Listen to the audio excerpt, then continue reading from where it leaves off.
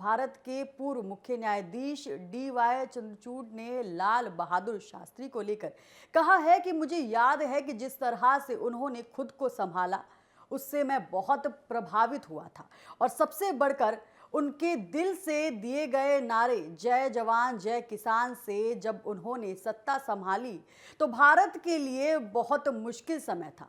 हमारे यहाँ 650 का युद्ध था।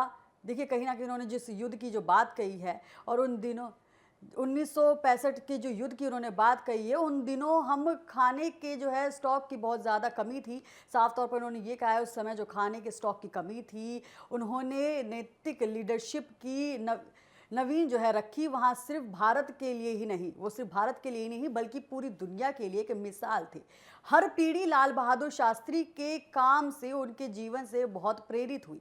उन्होंने आगे कहा ये बहुत ज़रूरी है कि अगर हमें अपनी युवाओं को बचाना है और अगर हमें महिलाओं को समाज में देखी जाने वाली जेंडर वायलेंस से बचाना है, अगर हमें देश के भविष्य को बचाना है तो ऐसे कानून होंगे, ऐसे कानून जो हैं होने चाहिए जो इंटरनेट पर जो है दिखाया जा सकता है, उस पर जो है कुछ कंट्रोल लाया जाए। देखिए किस तरीके से जो है ये बयान इस वक्त सामने आता है। हम आपको पहले उनका ये बयान सुनाते हैं। Impressed by the way he conducted himself and above all by the slogan which he coined from the bottom of his heart, which was Jai Jawan Jai Kisan. Those were very difficult times for India when he took over. We had the 1965 war, we were facing very severe depletion of food stocks in those days. I think in terms of his own personal example, he laid the foundation for ethical leadership.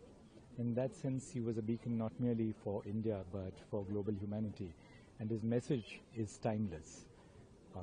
Though it was several decades since his passing away, unfortunate passing away in Tashkent, I think every generation has been deeply inspired by the work, by the life of Lal Bahadur Shastri ji.